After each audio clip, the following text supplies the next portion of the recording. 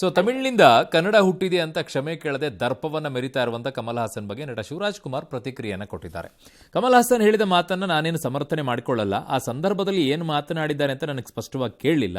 ಕಮಲ್ ಹಾಸನ್ ಮಾತಿನ ಬಗ್ಗೆ ಅವರನ್ನೇ ಪ್ರಶ್ನೆ ಮಾಡಿ ಅಂತ ಶಿವಣ್ಣ ಹೇಳಿದ್ದಾರೆ. ಇನ್ನು ಕಮಲ್ ಹಾಸನ್ ಕ್ಷಮೆ ಕೇಳದಿದ್ರೆ ಸಿನಿಮಾ ಬ್ಯಾನ್ ಮಾಡ್ತೀವಿ ಅಂತ ಸಚಿವ ತಂಗಡಿಗೆ ಪುನರುಚ್ಚರಿಸಿದ್ದಾರೆ. ಜೂನ್ 5ನೇ ತಾರೀಕಿಗೆ ಕಮಲ್ ಹಾಸನ್ ಸಿನಿಮಾ ರಿಲೀಸ್ ಆಗಲ್ಲ ಅಂತ ಫಿಲ್ಮ್ ಚೇಂಬರ್ ಅಧ್ಯಕ್ಷ ನರಸಿಂಹಲು ಹೇಳಿದ್ದಾರೆ. ತಮಿಳುನಾಡು ಗಡಿ ಪ್ರದೇಶ ಆನೇಕಲ್ ತಾಲೂಕು ಒಳಗೊಂಡಂತೆ ಬೆಂಗಳೂರಿನ ಅನೇಕ ಕಡೆ ಕಮಲ್ ವಿರುದ್ಧ ಪ್ರತಿಭಟನೆಗಳು ಆಗಿದೆ. ಇನ್ನು ತಮಿಳು ಚಿತ್ರರಂಗ ಕಮಲ್ ಪರವಾಗಿ ನಿಂತ್ಕೊಂಡಿದೆ.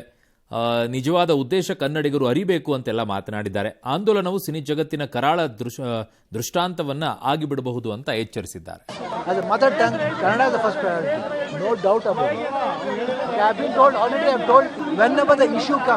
Basically for Karnataka, I am the first person to be there.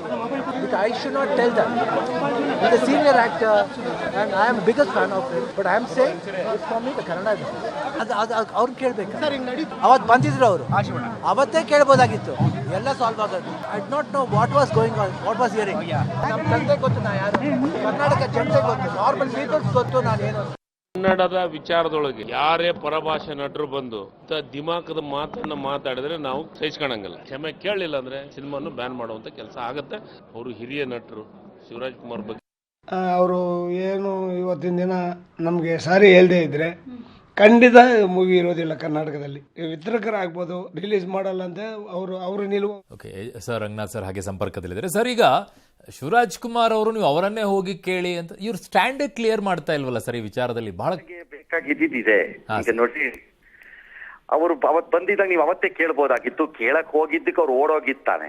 ಹೌದು, ಅರ್ಧ ಪ್ರೆಸ್ ಕಾನ್ಫರೆನ್ಸ್ ಅಲ್ಲಿ ಓಡೋಗಿತ್ತು ಪಾರ್ಟಿ. ಹೌದು, ಓಕೆ. ನಮಗೆ ನಾನು ಅವ್ರನ್ನ ಕೇಳ್ತೀವೋ ಬಿಡ್ತೀವೋ, ಕೇಳಾಗಿದೆ. ನಮಗಂತೂ ಕೈಗೆ ಸಿಕ್ತಿಲ್ಲ. ಯಾರೋ ಒಬ್ರು ಕೇಳಾಗಿದೆ ಅವ್ರನ್ನ. 2 ಸಲ ಅವ್ರದಕ್ಕೆ ಉತ್ತರ ಕೊಟ್ಟಾಗಿದ್ಯಪ್ಪ. ಹೌದು, ನಮ್ಗೆ ಅದು ಓಕೆ. ಅವತ್ತಿನ ಕಾರ್ಯಕ್ರಮದಲ್ಲಿ ನನಗೆ ಅದನ್ನ ಕೇಳಿಸ್ಲಿಲ್ಲ, ನನಗದ್ ಸರಿ ಓಕೆ, ನನ್ಗೆ ಅರ್ಥ ಆಗಿಲ್ಲ ಅವತ್ತಿನ ದಿನ ಅಂದ್ರೆ ಅದು ಓಕೆ, ಎಲ್ಲ ಓಕೆ. ಆ ಪಾರ್ಟಿ ಹೇಳಿದ್ ಸರಿನಾ ತಪ್ಪ ಅಂತ ಹೇಳಿದ್ರೆ ಏನ್ ಕಷ್ಟ?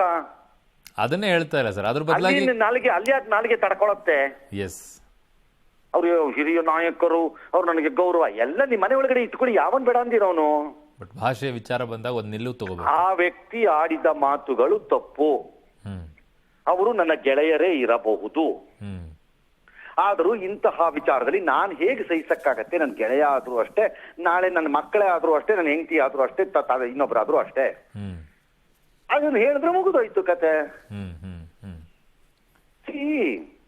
ನನ್ನ ವೈಯಕ್ತಿಕ ಭಾವನೆಗಳನ್ನ ರಾಜ್ಯದ ಭಾವನೆ, ಭಾಷೆ ವಿಚಾರದಲ್ಲಿ ಬೆಳೆದು ಬಂದು ವೈಯಕ್ತಿಕ ಭಾವನೆಗಳಿಗೆ ರಾಜ್ಯ ಹೊಂದ್ಕೋಬೇಕು ಅಂತ ನಿರೀಕ್ಷೆ ಮಾಡೋದಿದೆಯಲ್ಲ, ಅದು ಬಹಳ ದೊಡ್ಡ ಮಹಾ ಅಪರಾಧ. ಅದು ಎರಡನೇದು, ಈ ಕುಟುಂಬ ಇದೆಯಲ್ಲ, ಈ ಕುಟುಂಬ ಹೇಳಿಸ್ಕೊಳ್ಳೋ ಕುಟುಂಬ ಆಗಬಾರ್ದು.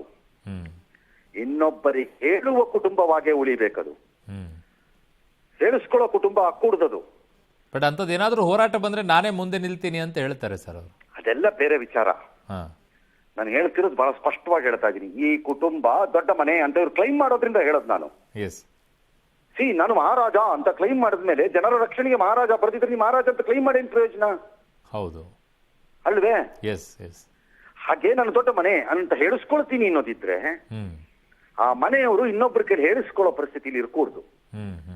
ಇನ್ನೊಬ್ಬರಿಗೆ ಕಿವಿ ಹಿಂಡಿ ಹೇಳುವ ಪರಿಸ್ಥಿತಿಯಲ್ಲಿ ಇರಬೇಕು. ಹಾಗೆ ಇದ್ದಿದ್ದು ರಾಜ್ಕುಮಾರ್ ಇದ್ದಾಗ ಅದನ್ನು ಉಳಿಸ್ಕೋಬೇಕು. ಉಳಿಸ್ಕೊಡಲ್ಲ ನಾನು ಅಂತಂದ್ರೆ ಆಗ ಬೇರೆಯವ್ರಿಗೂ ಅವರವರ ನಿರ್ಧಾರಗಳಿಗೆ ಅವರವ್ರ ಜಾಗ ಕೊಟ್ಬಿಡ್ಬೇಕು ನೀವು. ಅವ್ರವ್ರ ನಿರ್ಧಾರ ಮಾಡ್ತಾರ ಅದನ್ನ. ಹೌದು, ಶಿವರಾಜ್ ಕುಮಾರ್ ಅವ್ರಿಗೆ ಬಹಳ ದೊಡ್ಡ ಸಮಸ್ಯೆ ಇರಬಾರ್ದು ಇದರಲ್ಲಿ. ಮತ್ತು ಕಮಲ ಹಾಸನನ್ನ ಓಲೈಸ್ಕೊಂಡು ಅವ್ರಿಗೆ ಆಗಬೇಕಂದ್ರಿ, ಏನಾಗಬೇಕಂತೆ? ಇಲ್ಲಿ ಭಾಷೆ ವಿಚಾರದಲ್ಲಿ ಸ್ಟ್ಯಾಂಡ್ ತಗೊಳ್ಬೇಕು. ಅಷ್ಟೇ, ಮುಗೀತಪ್ಪ ಕತೆ. ಹೌದು, ಅಷ್ಟೇ.